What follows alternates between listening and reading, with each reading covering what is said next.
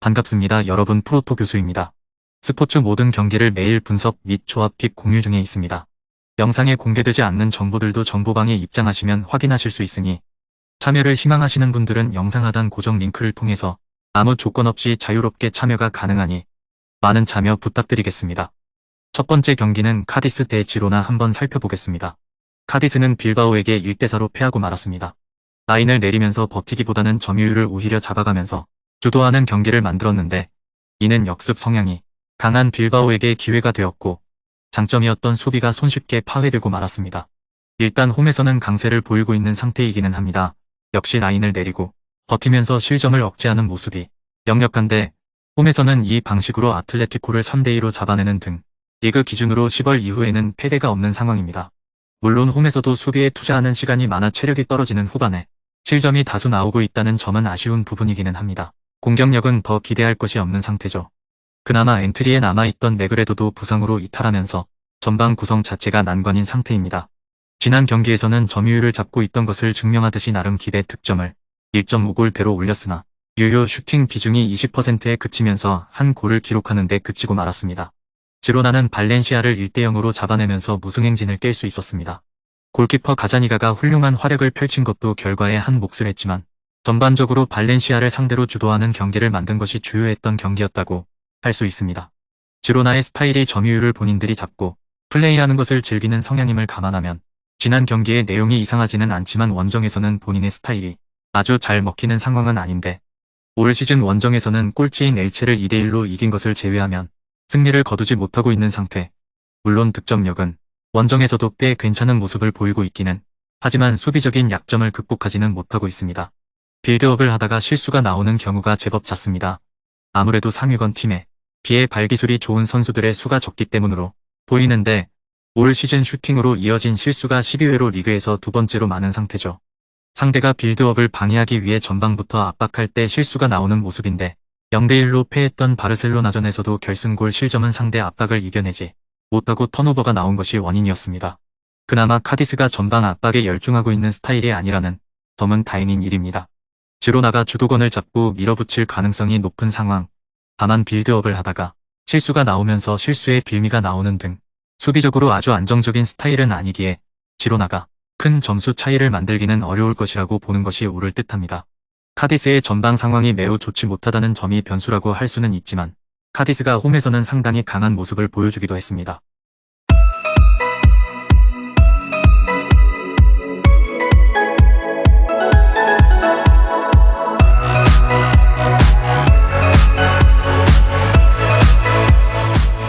두 번째 경기는 니스 대 아작시오 한번 살펴보겠습니다.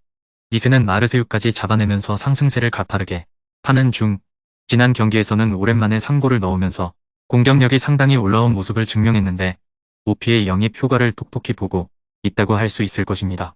오피가 올 시즌 리그에서 12골을 넣고 있는 만큼 기본적인 득점력을 갖춘 선수지만 피지컬로 전방에서 버텨주는 능력이 뛰어나다는 점이 팀 전반적인 공격 효율을 올리고 있습니다. 전방에서 등을 치고 포스트 플레이를 이어가면서 이선자원들에게 공간을 창출하는 역할을 해주고 있고 이에 힘입어 지난 경기에서 라보르데와 디오프가 모두 득점에 성공하는 성과를 냈습니다. 아미리가 막히면 공격 효율이 급격하게 떨어지던 양상은 극복을 할 수 있을 듯 수비적으로는 상당히 거친 모습을 보여줍니다. 전방위적인 압박을 추구하는 팀이고 랑스전에서는 500을 쓰면서 후방에 극단적으로 사람을 많이 두는 운영을 하기도 했습니다. 과감하게 태클을 거는 경우 성공률도 매우 높아 상대의 템포를 적극적으로 끊는데도 능합니다. 아작시오가 역습을 이어가는 도중에도 템포를 계속 끊으면서 경기 속도를 강제로 낮추는 양상도 만들어 볼 수 있을 것입니다. 아작시오는 낭트에게 패하면서 꼴찌 앙제를 잡아낸 것 이외에는 승리를 거두지 못하는 모습입니다. 수비적인 약점이 크게 드러나는 모습으로 무득점 비중이 매우 높았던 낭트도 막아내지 못했습니다. 이 원인은 아작시오가 올 시즌 승격한 팀임에도 불구하고 공격적으로 수비에 나서는 맞불 양상을 자주 보여주고 있기 때문이죠. 자연스럽게 라인이 올라갈 수밖에 없는 상황이고 수비적인 리스크는 높아지는 양상이라고 볼 수 있을 것입니다. 이 와중에 점유율을 상대에게 빼앗기는 경우도 많아 수비에서는 이중고를 겪고 있다고 할 수 있을 것입니다. 그래도 공격이 잘 퍼지면서 난전 양상을 만들면 모르겠으나 올 시즌 아작시오의 득점력은 최악입니다. 최근 5경기에서도 무득점 비중이 60%인 상태입니다. 공격적인 기조로 인해 기대 득점은 전력에 비하면 꽤 선전하고 있으나 공격 효율은 랭스에 이어 19위를 차지하고 있는 상태죠. 점유율이 낮아 슈팅 숫자가 적은 것은 그나마 참작의 여지는 있지만 유효 슈팅률이 리그 20이라는 점은 전방 지향적인 팀에게는 치명적일 수밖에 없습니다. 니스의 우세해 보입니다. 오피의 영입으로 좋지 못했던 공격 효율이 나아지는 모습을 보여주고 있고 오피의 득점력뿐만 아니라 포스트 플레이를 바탕으로 이선의 파괴력을 증폭시키는 방식도 접하는 중이죠. 아작시오가 수비 리스크를 감소하면서 전방 지향적으로 움직이는 것에 비해 공격 효율이 좋지 못해 수비적인 약점이 더 두드러질 가능성이 있습니다.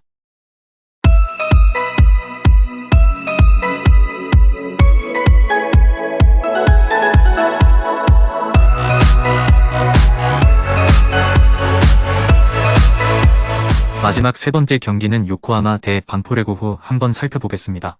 요코하마는 현재 일본 1부 리그 20승 8무 6패로 1위이며 홈전적은 12승 3무 2패입니다. 가장 최근 경기인 AS 로마와의 친선전에서 무승부를 기록하며 1위 팀의 면모를 보여주었습니다. 반포레고후는 현재 일본 2부 리그 11승 15무 16패로 18위이며 원정 전적은 5승 7무 9패입니다. 22년 10월 이후 친선전 없이 유지되었으며 경기 감각에 문제가 있을 것으로 보입니다. 1부 리그와 2부 리그 순위 차이도 엄청나게 나서 전력 차이 면에서도 압도적입니다. 그럼에도 이번 배당 형성을 생각하자면 경기 감각에서 문제점을 보일 것이라고 생각하지만 요코하마는 1부 1위 팀으로 쉽게 떨어질 팀이 아니며 고후는 2부에서도 고전하고 있습니다. 1부 2부 리그와의 확실한 격차와 객관적인 전력 차이에서 우위에 있는 요코하마의 우세가 예상되며 반포레의 이변 가능성이 현저히 낮아 보입니다. 금일 경기들은 이렇게 알아보았습니다. 좀 더 다양하고 많은 정보를 원하시는 분들은 영상 하단 댓글에 링크 클릭 후 문의하시면 아무런 조건 없이 정보방 입장 가능하니 입장하셔서 정보 받아보시길 바라겠습니다. 그리고 영상에서 리뷰하지 않은 디테일한 정보와 조합픽은 매일 교수 정보방에서 공유하고 있으니 꼭 참여해보시길 권장드리며 이번 영상은 여기까지 하겠습니다. 시청해주셔서 감사드리며 늘 여러분들의 건승을 기원합니다. 감사합니다.